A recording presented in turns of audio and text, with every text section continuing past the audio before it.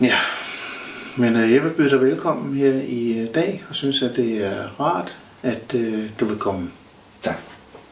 Og så vil jeg spørge, hvordan har du det så?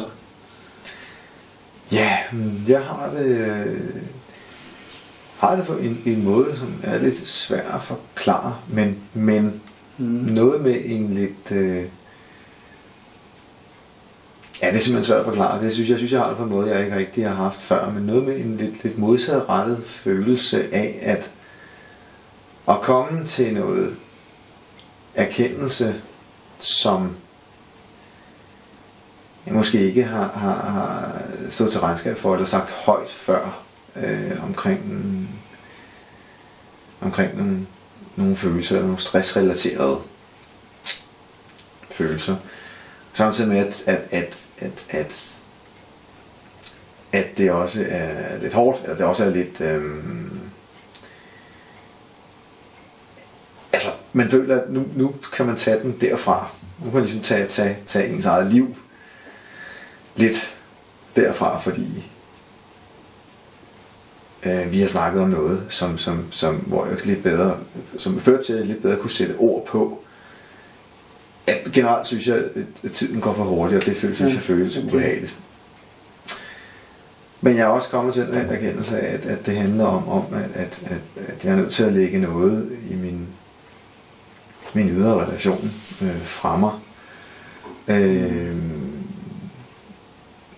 For at kunne få styr på man kan måske sige min egen selvrespekt. Ikke fordi jeg synes, jeg ikke har selvrespekt, men for at få styr på den, så jeg kan realisere mig selv på den måde.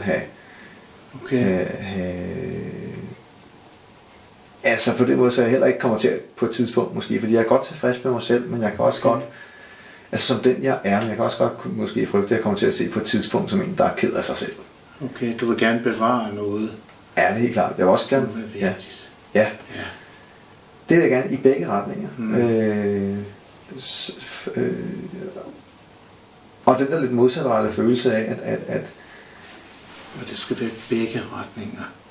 Ja, ikke retninger, men med begge punkter. Jeg vil gerne beholde det der med nogle store verdenssituationsspørgsmål, samtidig med, at kassen med familie, arbejde, børn også bliver målrettet, der bliver målrettet arbejde med den, fordi egentlig så sidder jeg fast i ikke at arbejde nok med den i hvert fald. Jeg har en følelse af, at den trykker, men det er jo, jeg arbejder jo ikke med den. Hvis nu det, at jeg sad... Du arbejder ikke med noget, der er vigtigt for dig? Er det det, jeg hører?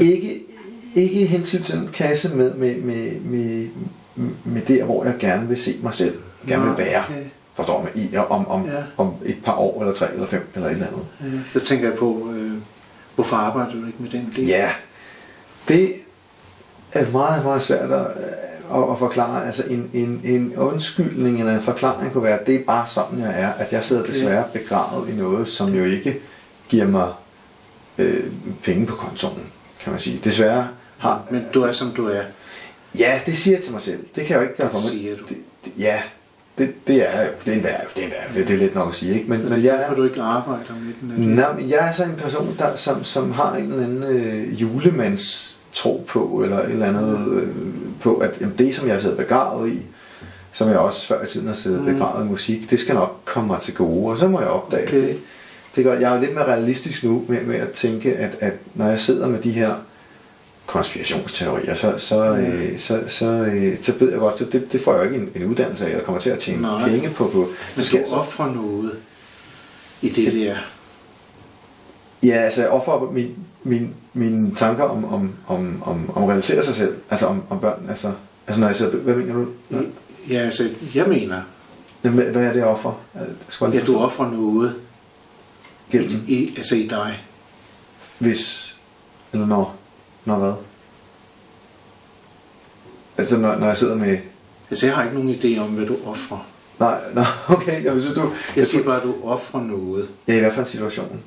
Men så tænker jeg på, hvad kommer du i kontakt med, når jeg siger sådan? Fordi jeg har jo ikke sagt, hvad du offrer. Nej, okay. Og så tænker jeg på, hvor er du lige nu i forhold til mig? Når du ikke forstår, eller du mener, jeg siger noget, som jeg ikke har sagt. For jeg siger, at du offrer noget. Er der i det nogen indikering på, hvad det er, du offrer? Så siger du, hvad er det, du mener, Claus? Ja. Skal jeg stå med en mening om det? Synes du? Jeg tror, du stillede et spørgsmål, og så skulle jeg forstå spørgsmålet. Nej, jeg siger bare, at du offrer noget. Ja. Er det rigtigt? Ja, det kommer jeg på i hvert fald en jeg undersøger bare. Ja, det er rigtigt på den måde, at når jeg sidder med den der hobby, som fylder 90% eller over 50%, eller hvad for en dag der nu lige er i mit liv, så offrer jeg jo at dyrke den målrettede del, den målrettede del omkring fremtiden, kan man sige. Ja, okay. Det offrer jeg. Men jeg sidder og tænker lige nu på, at det var en ret interessant konflikt, du lige havde med mig der. Nå. Der lige har været der. Jeg synes bare, jeg misforstod det du sagde. Hvad var det, du misforstod? Jamen, at du siger, at du også offrer noget, og så spurgte jeg til, hvad du mente. Når du spurgte, hvad jeg mente? Ja. Okay. Jeg skal bare forstå det sammenhæng. Har du en idé om, at jeg skal mene noget? Jamen, du slynger bare ordet, så du offrer noget ud, og så forstår jeg det ikke. Fordi jeg lytter på, hvad du siger, og så siger du offrer nogle specifikke ting, men jeg siger, du offrer noget. Men du lægger den over til mig, så tænker du på, hvad mener Claus lige her? Er det sådan, jeg skal forstå den? Ja. Okay. Det vil sige, du forventer faktisk, at jeg skal sidde med en idé omkring det, du offrer. Er det rigtigt? Nej, jeg forventer, at du ved, hvad du mener med spørgsmålet. Du forventer, at jeg ved noget. Jamen, altså, hvad du selv mener med spørgsmålet, men hvorfor du selv sagde det. Hvad nu, hvis jeg ikke ved noget? Ja. Hvad så? Så kommer jeg bliver efterladt med at undre mig lidt over, hvorfor du sagde de ord, men okay. Hvorfor tror du, jeg så sagde de ord? Det tror jeg ikke noget om. Det spurgte jeg bare om. Okay, jamen, nu spørger jeg dig, hvorfor tror du så, jeg sagde de ord? For du sidder lige og undrer dig.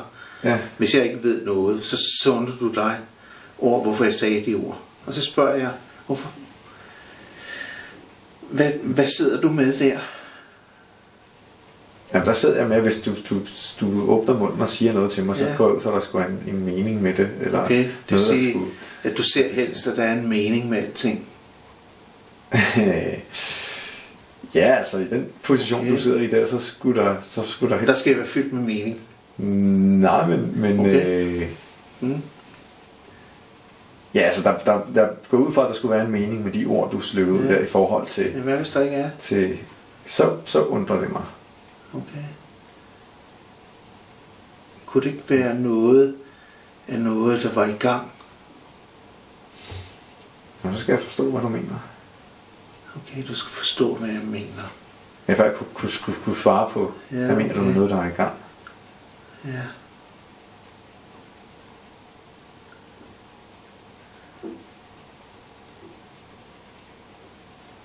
Men du har et stort behov for at forstå,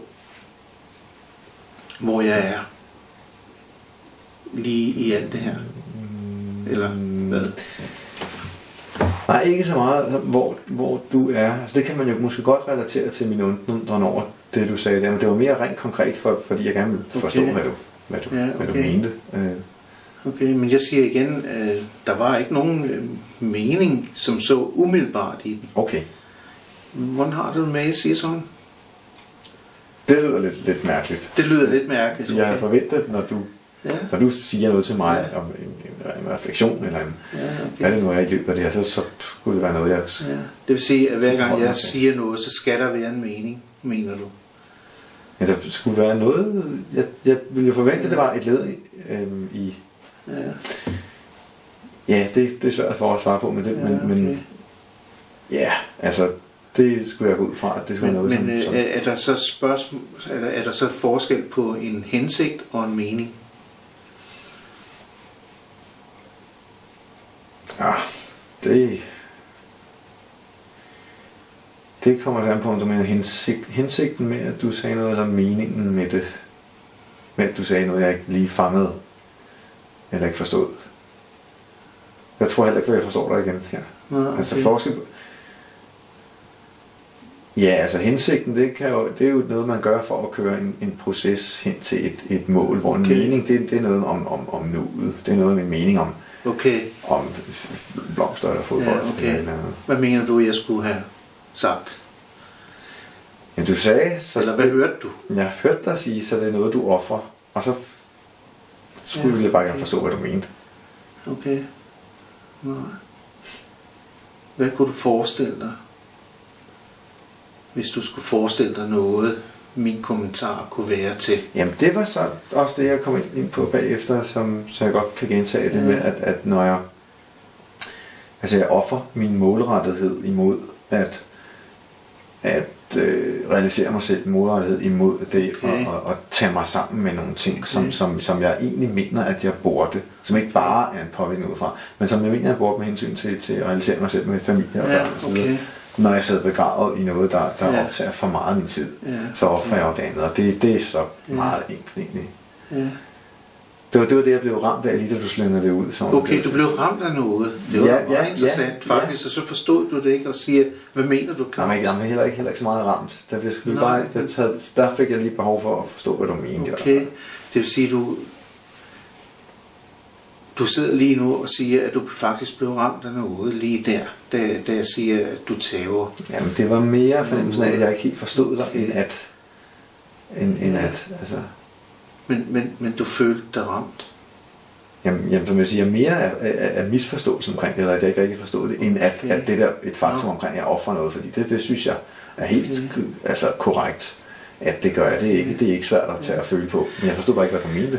Nej, men nu siger jeg mente ikke sådan lige umiddelbart noget. Ja, så synes jeg, det er en lidt pussy gåde, vi er ude i. Eller det gør noget... Okay. Men det har ramt et eller andet i dig i verden? Jamen det er så det ikke, jeg siger igen, kun misforståelsen, eller det, at jeg ikke forstår det. At du ikke forstår mig. Ja. Tror du, jeg forstår dig? Jamen jeg tror det. Ja. Ja. Det er svært at svare på, måske ikke hele vejen igennem, men måske noget af det, jeg siger. Okay. Ja, jeg tror godt, du forstår mig, ja. Okay, du tror godt, jeg forstår dig. Ja, men du er ikke sikker, kan jeg høre? Nej. Eller hvad? Men samtidig kan det være, at det er svært at relatere til. Selvom du godt forstår mig, så er det svært at... Det ved jeg ikke. Altså, men så prøv at forklare mig, hvad er det, jeg ikke forstår ved dig? Det er jeg interesseret i. Det er svært at pille de ting ud. Men hvorfor er det svært at pille det ud? Hvis du skal forklare mig det, jeg er jo meget nysgerrig, så kunne jeg faktisk godt tænke mig at få at vide, hvad er det, jeg ikke forstår ved dig?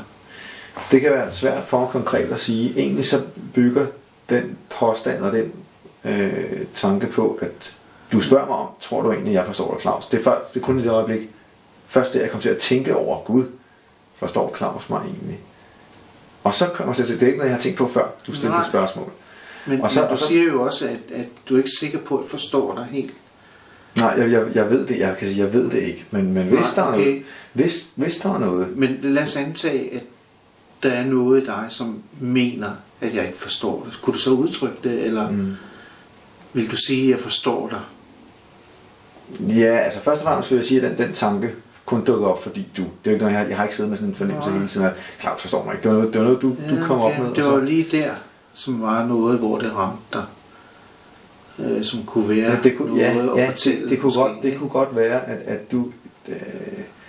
Hvad er det, du mener lige der, at jeg ikke kan forstå? Jamen, nu er det et gæt. Det er jo ikke noget, jeg ved, om du ikke forstår. Nej, men du har lov at gætte.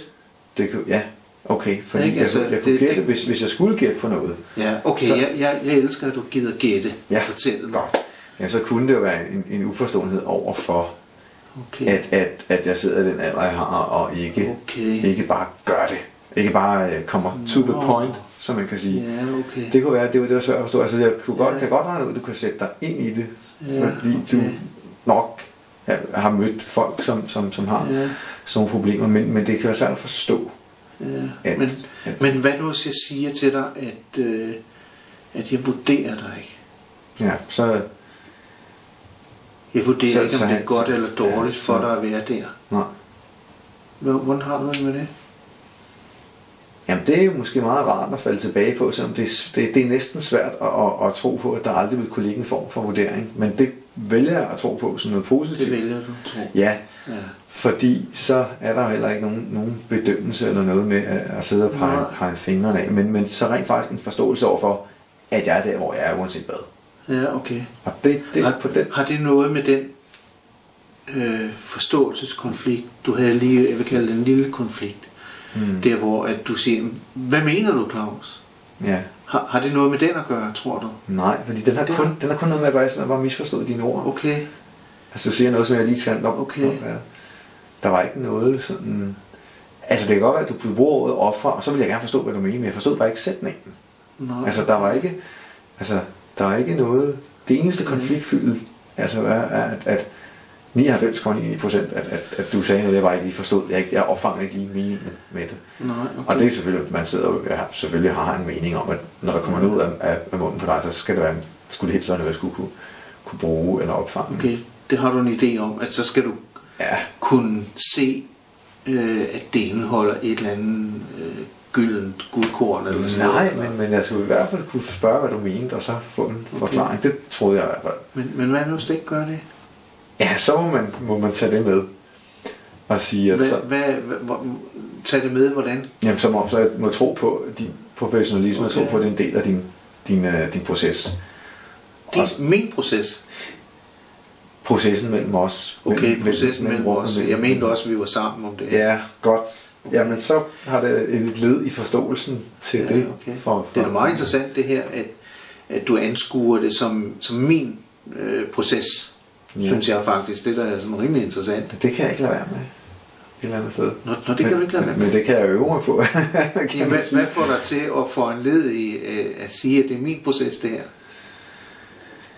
Det er mere det med, at du kan styre en terapeutisk proces, og så kan man ikke, så vil jeg er ikke den klient, der sætter mig og siger, nå, giv mig så terapi, eller nu skal jeg spille smart, eller et eller andet, overhovedet ikke. Jeg sidder ikke jeg er det modsatte af dem, der vil sidde og infekte, om du kan det, du skal. Altså hvis jeg synes, at der er noget, der virker lidt, hvorfor det, så vil jeg hellere forstå det, eller spørge ind til det, fordi jeg tror på, at du har forstand på det, du laver. Så der kan man sige, at jeg er autoritetstro. På den måde kommer jeg til at føle, at det din proces, mere end jeg lige kan hive det der frem, at gud, det er noget, vi har sammen.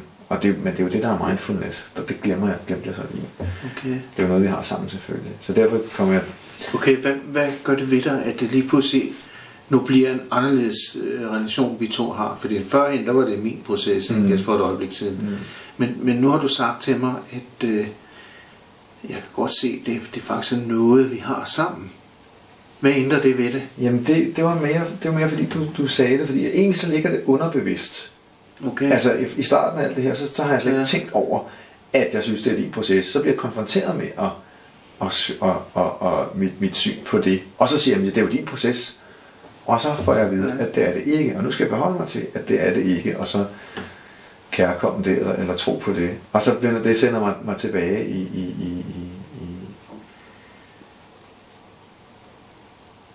i tanker om mindfulness, og hvordan det helst skulle fungere. Hvordan skal det så fungere? Det skal fungere som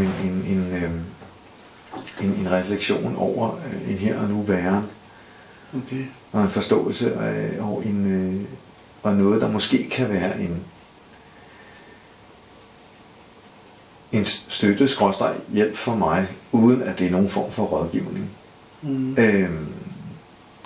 Det er meget føler jeg, en dybdeboring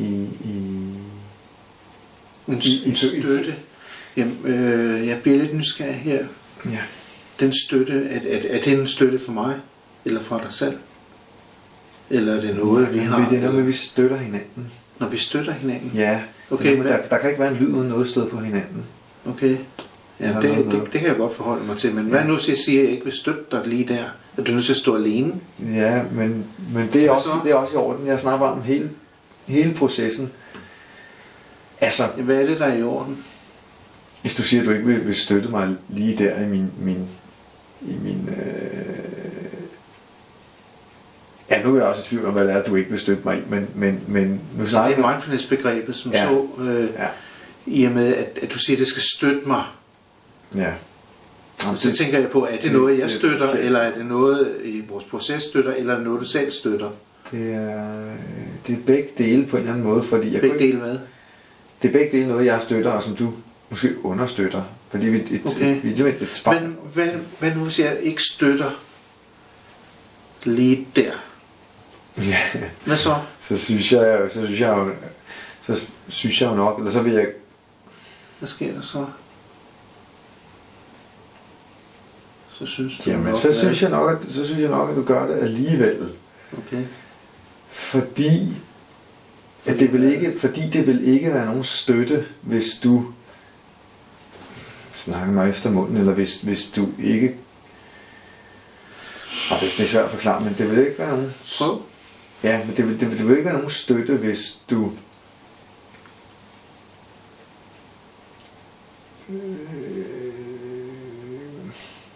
tilkendegav, eller ikke tilkendegav, men sagde, at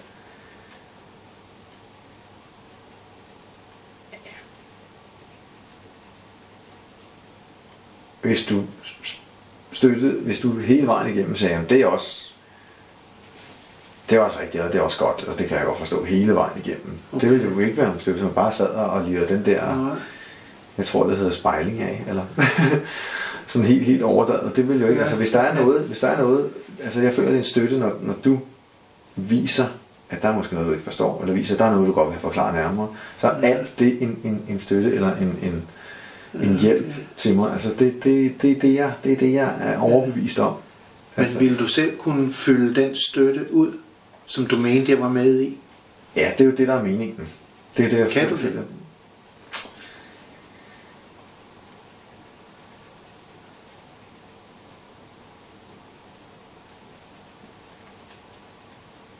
Det kommer måske... Ja, det synes jeg godt, jeg kan. Okay, det synes du godt, du... Ja, fordi jeg føler ikke på nogen... Der er ikke nogen modarbejdelse eller i bedømmelse i det her, så derfor kan jeg jo godt. Okay. Kan jeg godt, også selvom jeg føler mig konfronteret med et eller andet, som er hårdt eller konfliktfyldt. Okay. Hvad er det, der er hårdt konfliktfyldt? Ja, men lige nu er jeg helt tilbage misforstået, eller der kom et eller andet op omkring processen her, hvor jeg misforstod, hvad du mente med, så du sagde ordene, så du offrer. Og så vil jeg gerne prøve at forstå, hvad du mener med det. Så er jeg hyldet lidt ud af den. Men jeg tror på, det er en... Men jeg refererer jo kun, hvad du fortæller mig. Hvordan har du det med det? Var det mig, der sagde, jeg offer? Var det mig, der sagde... Jamen, jeg refererer kun. Jeg har jo ikke nogen mening med det. Jeg refererer kun, hvad jeg hører. Har du ikke hørt forkert? Jamen, har du ikke hørt forkert, så? Det er det, jeg undersøger jo. Okay. Jamen, det har jeg det fint. Det har jeg det forkert eller ikke forkert. Jamen, lige nu... Hvad nu, hvis jeg har hørt forkert? Vil du så korrigere det?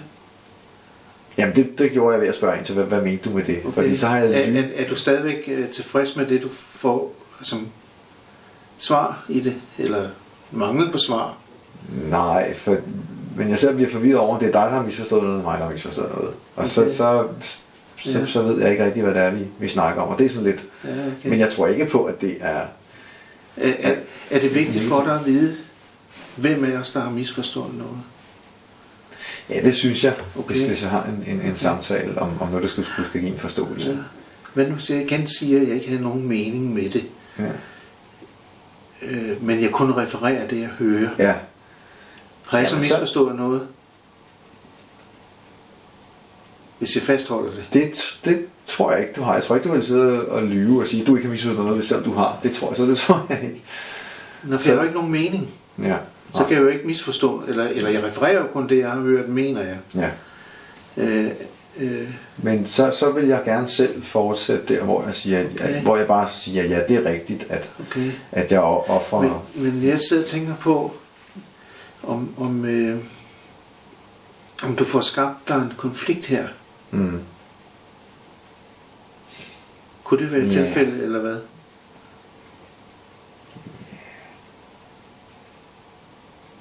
Ja, det er lidt, måske lidt snørklet måde at antage det på, men det er en undersøgelse.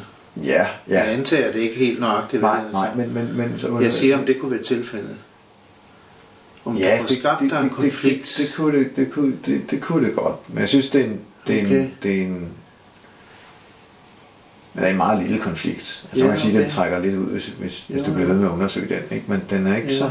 Men små konflikter spejler jo også de store konflikter. Ja. Okay, ja, så kan det afspejle noget andet. Fordi det, der er interessant for mig her, det er, at i den videre samtale, der kommer vi ind på mindfulness-begreb. Ja. Og der mener du, at jeg støtter dig. Så siger jeg, at jeg vil ikke støtte dig lige her. Og så beder jeg dig om at stå alene med det. Ja. Altså med det der med, at det kører rundt i hovedet på mig, at du sagde noget med offer. Som... Ja, eventuelt, ja. Ja, det kører rundt. Ja. Og det kan jeg godt forstå. Altså det er jo der, hvor jeg egentlig bare skulle lade den ligge. Jeg kan godt forstå, at jeg bare skulle lade den ligge. Okay. Altså, kunne det være en måde at gøre det på, tror du? At lade den ligge? Kan du det? Hvad så, når jeg siger, at det kan du ikke? Jamen, det vil jeg påstå, at jeg godt kan. Fordi det gør ikke noget, at du lige sagde nogle enkelte ord, som jeg lige misforstod, og så det har ikke noget med den samlede proces at gøre. Okay. Jeg vil gerne videre fra den. Du vil gerne videre fra den her, altså nu er den ikke så vigtig mere. Ej, nu bliver det lidt slidt. Ja. Ja. Det er da også fint nok, at det er slidt. Men det siger da helt klart noget om min evne til at hænge mig i noget, jeg ikke burde hænge mig i. Okay. Det synes jeg, det tror jeg. Det ved jeg ikke, om det var det, der var din hensigt, men det ved jeg har ikke nogen hensigt. Nej, men det gør det i mig selv i hvert fald. Du spekulerer meget på, hvad jeg har hensigter hele tiden. Ja. Jeg har faktisk ikke nogen. Nej. Okay. Nej. Men jeg prøver at referere det, jeg hører, og det, jeg ser. Okay, så det var uanset hvad, var det du gjorde? Eller? Altså, jeg ved ikke, hvad du gjorde, så er det lige meget. men så tænker jeg på, hvis du har lyst til at høre det, tænker jeg på, at nu siger du jo selv, at det kunne være en god ting nogle gange at lade det ligge. Så tænker jeg faktisk på det, du sidder med som hovedtema, da vi startede samtalen her omkring dine indre ambitioner om at stifte familie, om at være til noget internt i dig selv. Og så til det, der optager dig rigtig meget. Ja. Du siger, at det var en smart måde. Hvad? Jamen, at få den der måde, jeg hængte mig i din sætning om at ofre, hænge mig i, og den måde, du fik mig, eller det ved jeg ikke, det var dig, der gjorde det, eller mig, der gjorde det, men det, der skete her igennem imellem os, det var det, at jeg absolut kom til at hænge mig mere end hvad godt er i de ord. Okay. Konflikten, der var lige pludselig. Ja, og den måde, du har fået det overført til at kunne afspejle sig i den måde, jeg sidder med de der ydre ting, som jeg er lidt afhængig af. Og så sige meget, meget enkelt, var det ikke en idé bare at lade det ligge? Okay, er det det? Ja, i forhold til at skulle arbejde med de der indre ting, så er det. Okay. Så, og det må man sige, det er sgu... Vil de forsvinde væk så? Nej, det vil jo ikke forsvinde, men det vil ikke forsvinde, men jeg er bare nødt til at bruge mindre tid på det. Okay. Hvordan vil du have det med det? Jamen, jeg tror, jeg er ret sikker på, at jeg vil få det godt med at se, altså opdage, at det, hvis vi kalder det lidt pest eller kolera, jeg kan fortsætte med det her inde i min hule, og så kommer jeg ikke nogen vej med det, den indre relation, som så i sidste ende vil give nogle konflikter, give mig en kæreste, der er ked af det, få nogle venner, der tænker, hvad sker med dig, eller en mor, der tænker, hvad pokker sker der i dit liv, eller et eller andet ved tiden efterhånden, som det forestiller mig sker, og mig selv, der tænker, ikke mindst mig selv, der tænker, hvad pokker, jeg kan ikke sidde foran internettet næste, jeg ved ikke hvor mange år, vel? Nej. Og få lidt søvn, eller hvad det er, jeg gør. Ja. Men det er også hårdt at skulle forlade det der, fordi jeg føler, at jeg så er på forkant med noget. Men jeg skal opdage, og det tror jeg faktisk godt, at jeg kan opdage, at er ved at lægge det der på hylden. Hvad er det, du skal opdage? At jeg får det godt, at jeg kan få det bedre, end jeg har det nu. Okay. Altså hvor det så er en konflikt. Jeg er så ikke glad for mig selv, den jeg er, men den der konflikt, der er med, at tiden løber frem, og jeg sidder for begravet det her, uden at have en proces indenfra, en proces omkring at være selvrettighed. Ja. Og opdage, det gør mig faktisk godt. Også selvom der foregår nogle opsamlinger på især internettet omkring konspirationer, og hvordan, altså det kan jeg sgu godt lide, det kan jeg godt nøjes med at bruge nogle minutter. Altså det tror jeg kan opdage. Ja. Det bliver en form for kold tyrker, fordi jeg er afhængig af det her. Men du er afhængig af det. Ja. Okay, ja. Det, og så mindfulness lige der. Hvor er det? I afhængigheden? Hele det der handler om alt det her. Jamen den er der jo ikke så meget. Den er der ikke så meget? Den mangler der vist. Den mangler der helt. Den mangler det der med at stoppe op og mærke og smage nuet. Okay. Vil du kunne bruge det? Ja. Det er klart. Er det bedre eller dårligere end at være afhængig af det der? Det er bedre. Det er bedre? Okay. Helt sikkert. Men du gør det ikke tit, kan jeg forstå? Ikke nok, nej. Det er det. Så tænker jeg på, hvorfor gør du så ikke det, når du lige nu sidder og fortæller mig, at det er bedre? Hvorfor er du så stadigvæk derovre i den ydre kasse med konspiration og klima og alle de der ydre ting? Hvad er det, der er dragende der?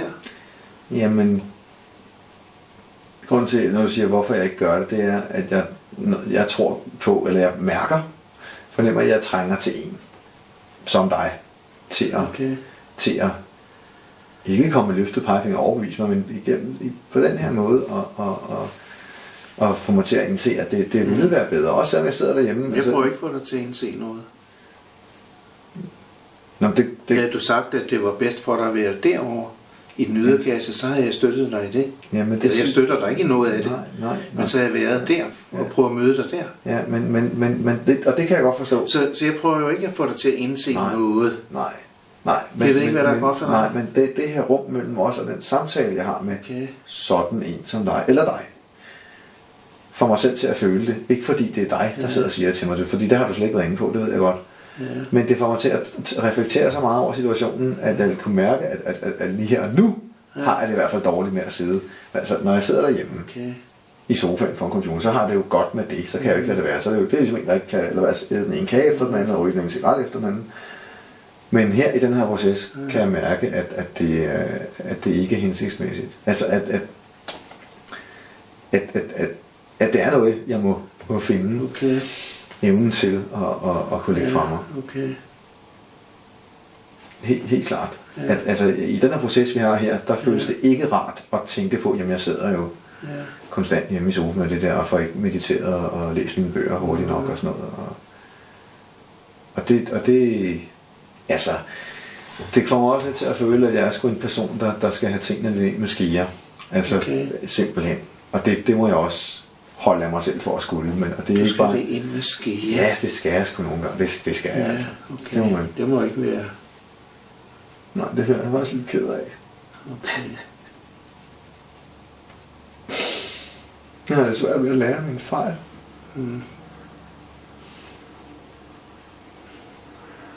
Det er heller ikke særlig rart.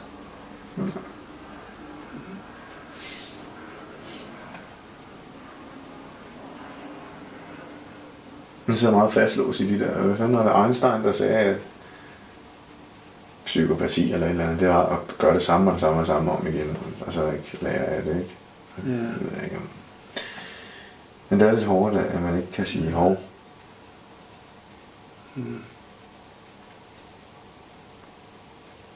Det der, det er jo netop det, du ikke skal gentage igen og igen og igen og igen. Ja. Så det bliver jeg lidt ked af at komme frem til, jeg har, altså. At sige det der med, at jeg skal have en med skeer og sådan, det har nok svært ved at acceptere, som jeg godt kan sige til mig selv. Ja. Så, ja.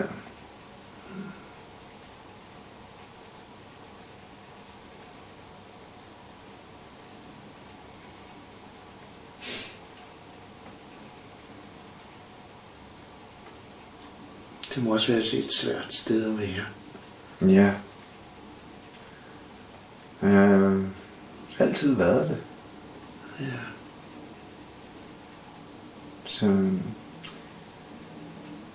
Så måske er jeg bange for at træde ud af det. Der er usikkert derude, hvor jeg skulle træde ud af det.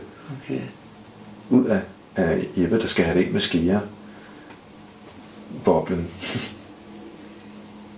Jeg tror, det føles anstrengende. Jeg bliver forpustet af tanken om at nu skal træde ud. Ja, og stå op og gøre nogle ting. Altså, det er svært. Det er overvældende. Ja. Det er svært. Så vil du hellere være, hvor det er umiddelbart lige føles. Ja, men bekendt. Ja. Selvom det er svært. Ja. Jamen det er sådan en forkælet følelse af, at det går nok alligevel. Eller? Okay, en forkælet følelse. Ja. Det synes jeg, det er tit, at de kærester, jeg har haft, har kaldt mig forkælet.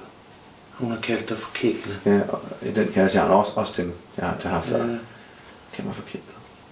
Okay. Synes du er forkælet? Jeg var det så meget lille, der var jeg meget forkælet. Og så føler jeg, at der er sket noget, hvor jeg så netop ikke har fået lov til at vokse og modne og sådan noget. Ja, okay. En overbeskyttelse, ikke? Og det er så. Men så er jeg i hvert fald bibeholdt det der med at. Hvem er det, der skal få dig til at vokse og modne? Jamen, det er mig selv, men jeg skal, jeg skal konfronteres med det der med at det kræver en proces. Okay, kræver det en proces? Hvad er det kræver? Jamen, det kræver, at man siger til sig selv, at du er nødt til at bruge kalenderen noget mere. Og det går ikke lige, at du husker lige at skrive klokken 10, at det der skal du være hos Claus. Det kræver, at man ikke bliver ved med for hver dag at sige, hvorfor udskyde det, man kan lave i morgen. Hvorfor ikke udskyde det, man kan lave i dag til i morgen. Ja, okay. Og det er en hård proces. Det er en hård, jeg er så vant til den her, det går nok, eller det skal nok komme, eller jeg skal nok få det, som jeg vil have det. Okay. På en eller anden måde. Så det, du skal nok få det, som du vil have det. Ja, sådan en fornemmelse. Okay. Det er det, der bliver kaldt en forkælet holdning. Okay. Som, skal jeg så forstå det, at når du ikke gør noget, så er det også den måde, du vil have det på? Ja, så er det med sådan en tyv, at tro på, at tingene kommer dumpende ned fra himlen. Okay. Hvor skulle de komme fra? Det ved jeg ikke. Det kommer ikke. Jeg ved det ikke. Fra himlen. Okay. Nej, men, er det nogensinde lykkes? Nej, men jeg føler jo selv, at det har noget med at jeg fik, hvad jeg pegede på, da jeg var ganske lille. Ja. Hvis man kan tale om det. Jeg føler, jeg ved ikke, hvad for nogle andre faktorer, der spiller ind omkring det, men det nogensinde lykkedes, ja.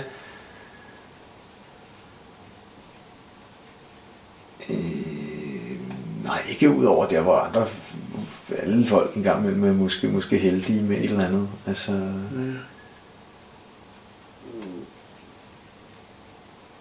Altså jeg kan sgu ikke lige hive nogle konkrete oplevelser frem, men der har nogle gange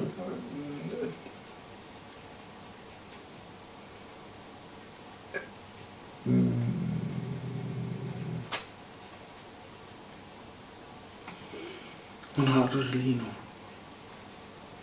Så nu prøver jeg at søge en forklaring med nogle konkrete eksempler med, hvor det egentlig er, men jeg kan ikke rigtig jeg prøver lige at bringe dig lidt her tilbage til os to. Er du i kontakt med mig lige nu? Nej. Det er du ikke. Nok ikke. Nej. Kunne du prøve at få lidt kontakt til mig? Ja. Okay. Ja. Kunne du fortælle mig, hvordan du har det lige nu? Fortæl mig det.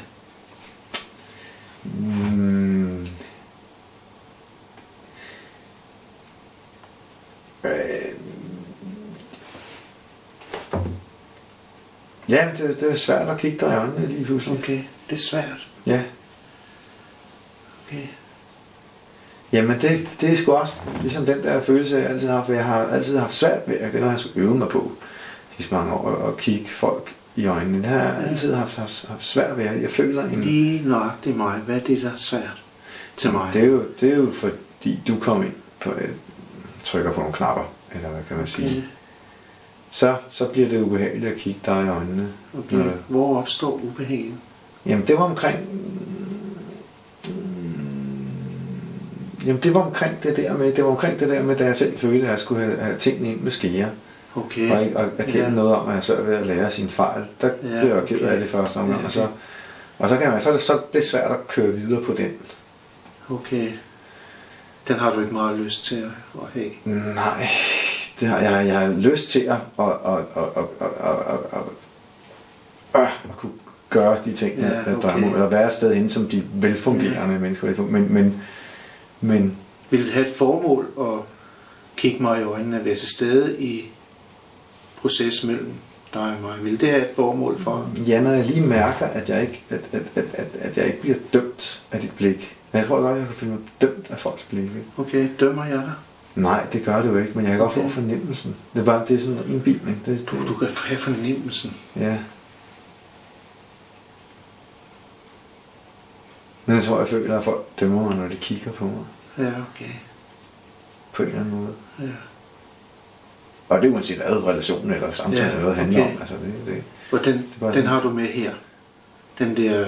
Ja, jeg fik den, altså... den kom vi til. Ja, den kom vi til. Der var noget, jeg gerne ville krybe i skjul for, eller et eller andet. Eller noget, jeg blev konfronteret med noget ubehageligt. Ikke? Det kan jeg godt sætte mig ind i. Der skal jeg lige samle mod igen, og du bad mig om at komme tilbage. Jeg kunne nok ikke have gjort det, uden du sagde, at jeg lige skulle tilbage igen. Hvordan har du det med det? Jamen, det har det okay med. Altså, jeg er ikke, nu er jeg lige ked af det et øjeblik, og sådan, men jeg har det... Altså, der kan jeg jo ikke andet at føle, at du tager dig lidt af mig, eller sådan gerne vil mig det godt, også selvom du ikke vil noget konkret. Du dømmer mig ikke, i hvert fald. Jeg tager mig heller ikke af dig. Nej, men jeg ved der selvfølgelig ikke noget ondt. Nej, men du bevarer den kontakt. Den er vigtig, for jeg også har kontakten til mig selv. Okay, kontakten til dig selv. Ja. Okay. For er den vigtig? Ja, i forhold til dig. Okay. I hvert fald. Den er også vigtig for mig selv, men hvis jeg sidder ude... Hvor er den vigtig til dig selv? Jamen... Jeg er nødt til at være i kontakt med mig selv, for ikke at have hende på sofaen i døgndrift. Okay, kan du det? Det er jeg nødt til. Altså, det kan jeg godt. Det kan du godt? Ja. Okay. Det kan jeg godt. Det kan godt være, at der skal gå lidt nogle dage eller nogle måneder endnu, men det kan jeg godt. Det kan du godt. Det ved jeg kan. Ja. Det ved jeg kan, fordi det er så mere som tiden går, desto mere ubehageligt føles det at være over i den der. Ja. Så jeg ved, jeg kan, men jeg har meget svært ved at gøre det bare sådan, altså give mig selv kommandoen. Men jeg ved, jeg er ved at komme derover imod. Ja. Jeg kunne godt tænke mig at spørge, hvordan har du det lige nu? Overfor alt det, vi har snakket om, og lige hvis du skulle fortælle mig det. Jamen det har en ret underlig fornemmelse. Det er ikke nogen konkret. Altså noget med at komme til en erkendelse, som er svær at cope med. Som er svær at... Okay. Hvad er det for en erkendelse? Jamen det der med at kunne skulle springe ud og så bruge nogle kræfter, vil det jo være i mit tilfælde, for at springe ud af de vante omgivelser. Ja. Altså det kræver. Altså okay. Ja. Jeg tænker på, hvis du har lyst til at høre det. For jeg sidder med en eller anden følelse omkring, at du tit bliver påvirket meget voldsomt af ydre relationer, ligesom også du ville have, at du ville have, at det skulle være min proces i starten. Ja, det er bare noget og så tænker jeg også på den relation, du har til det politiske og klima og alt, hvad du beskæftiger dig med. At det måske har en samme effekt på, at det påvirker dig for meget. Ja. Det er kun noget, jeg sidder med. Altså, det er ikke sikkert, at du kan bruge min idé om noget. Nej, det er rigtigt. Jeg er meget påvirkelig. Du er meget påvirkelig. Ja, og det er rigtigt, at du får det frem, også efter så meget samtale, fordi det har jeg også fået fremlagt tidligere eller før af nogen, som har kunne mærke det på mig, uden at det bare var, uden jeg synes, det var en bedømmelse, hvor det faktisk altid havde været noget, jeg kunne sige, det skulle rigtigt til. Men jeg har svært ved selv at hive den frem og tænke over den og sige til mig selv, ved du hvad, Jeppe, du skulle skide på virkelig. Ja, er du det? Ja, det er jeg. Okay. Det kan godt være, at jeg så lidt selv vælger, hvad jeg vil påvirkes af, men jeg kan ikke. Ja, på en eller anden måde. Man kan ikke vælge sine interesser på den måde, men hvorfor kan man ikke det? Det kan jeg nemlig sige med, at altså, det der påvirker mig, og som visuelt eller følelsesmæssigt går ind og påvirker mig, det altså altså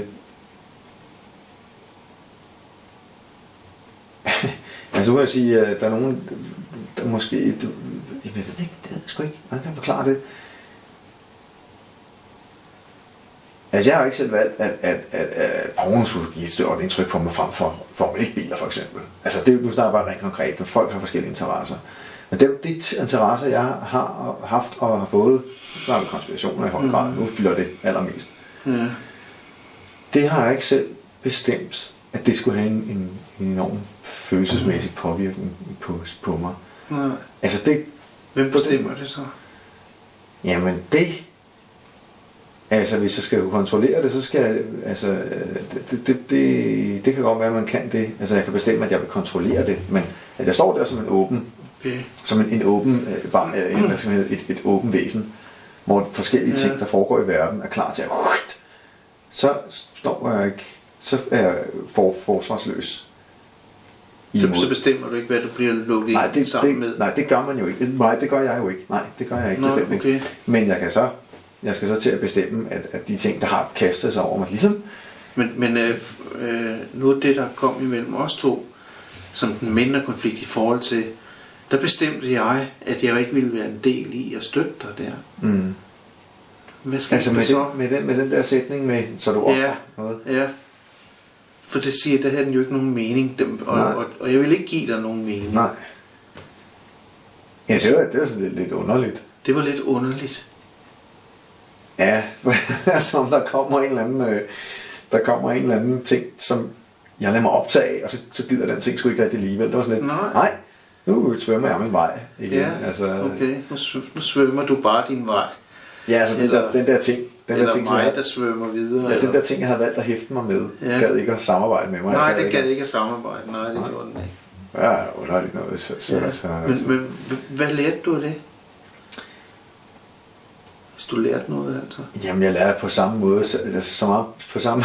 det er så meget, nu bliver det meget kryptisk, synes jeg, men også meget sjovt, at på samme måde som den der ting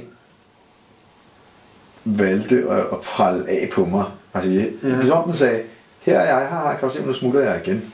Ja. Det var sådan, kan du lige komme her? På samme... Det ved jeg sgu ikke, altså... På samme måde må jeg også kunne sige til de ting, der har suget sig til mig. Nu bestemmer jeg, at I skal smutte jeres vej. Okay. Altså det er mig, der må have... Er det det, der er sjovt og kryptisk? Ja, og sammenligne de, altså, og sammenligne de ting. Og ja, det er det faktisk, fordi man sidder nu her, man har nogle billeder i hovedet af nogle energier og nogle farver, som de her ting får.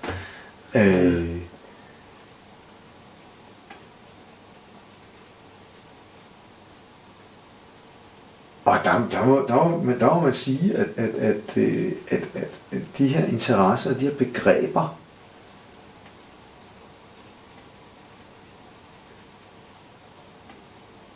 Altså dem må jeg jo skulle have lov til at Ja, jeg vil lige stoppe det lidt. Du har 5 minutter til at lige at slutte af, ikke? Ja. Jo, men det som jeg er kommet frem til, det er, at skal jeg lade mig, ja, den der idé med, at der kommer en sætning, som ligesom er et begreb, som jeg kommer til at forholde mig meget interesseret til at sige, hov, hvad mener du med, Claus? Okay. Den der sætning, der hedder, så føler du offer noget, og jeg så siger, hov, må jeg lige få fat i den, vil jeg gerne få lov. Så svømmer den væk og siger, nej, der er ikke noget, du skal forholde dig til. Den ting, nu skal jeg lige kigge på dig, den ting, det er fordi, jeg har meget svært at forklare det her. Okay. Men jeg prøver, at det her begreb, det svømmede væk igen som noget, der egentlig var ligegyldigt. Og så kan man sige, så er det ligesom, om det er en selvstændig ting, det her begreb, eller den her tanke, det er noget, der kommer ud i din mund, og det bliver en bestemt tanke i min sind, men den kommer til at foregå her imellem. Og så er det en idé eller en ting, som jeg ikke fik lov til at hænge mig ved. Det var heller ikke meningen, at jeg skulle gøre det. Og på den måde, de her ting, som så ligesom parasitter, der kommer til at se lidt de der ting, jeg sidder afhængig af konspirationer. Ja. Det kan også være porno. Okay. Jeg ting, som det er lige meget, hvad det er. Men hvis det er nogle ting, der sidder, og man bruger alt for meget tid på at kunne komme videre, så skal det jo rives af. Skal det jo hives væk, så skal jeg bestemme. Ligesom, kan jeg ikke følge den anden der var så dygtig, at den kunne svømme forbi og sige farvel igen. Vi så være nogle dygtige individer, og fjerne jer og gå jeres vej. Mm. Og det har jeg jo evnen til at få dem til. Ja. Altså det er jo en indbildning, hvis jeg sidder og siger, nej, det kan jeg ikke. De sidder på mig. Jeg er nødt til at lade dem sidde og suge energi ud af mig. Men hvis jeg nu skal lige bringe dig tilbage her, til vi er ved at slutte af, så skal du kort fortælle mig, hvordan du har det. Jamen jeg har det sådan, at jeg lige pludselig har afbildet, manifesteret de ting, jeg er afhængig af, som optager for meget af min tid, som noget, jeg bør kunne pille væk og sige, det finder jeg mig ikke i. Okay. Jeg kan ikke finde mig i, at det ligesom overtager. Okay. Det er sådan, de snylter på mig, de der konspirationer og ja. Okay. Er det sådan, du har det? Ja. Okay. Jeg føler, at det er sådan noget rødt noget der, noget blåt noget der, eller et eller andet sådan. Nogle de forskellige ting, som tanker om, for eksempel tanker om som jeg i høj grad har lagt frem mig, men de er også ikke lidt om min mor gjorde noget ved mig. Det er også en snyltning. Den skal da ikke. Den er lige meget. Jeg har nuet her som udgangspunkt. Og hvis der sidder noget og kører rundt op i hovedet på mig, fordi jeg er jo ikke handicappet, jeg har ikke mange ben eller noget, så jeg kan jo godt rejse mig op og lave mine arbejdsopslag og læse mine mindfulness-bøger og så videre. Det er jo ikke, fordi jeg ikke kan det. Så hvis der sidder sådan nogle ting i luften, eller som jeg forestiller mig, så må jeg pille dem væk. Jeg skal pille dem væk, ligesom man, når man kommer ud af badet, så skal man tørre sig, og sådan et eller andet, det våde forsvinder, sådan et eller andet. Og det er det, jeg ligesom har fysiologeret, hvad fanden skal man sige, men jeg formåede at manifestere, konkretisere, begrebsgøre problemerne mere. Og det får mig til at se lidt lysere på det med at kunne arbejde med og få dem fjernet, og få dem til at fylde mindre. Tiden er ved at løbe. Ja. Er det okay, vi vil stoppe det her? Ja, jeg synes, der var et enkelt ord om det der med at konkretisere arbejde, som jeg ikke lige fik med, men jo, jeg fik meningen med. Det var bare lige min for dig. Jeg tror godt, du forstod, hvad jeg mente. Eller, ja, det synes jeg, jeg fik. Ja. Og det er okay at stoppe det? Ja. Tak skal du have. Selv tak.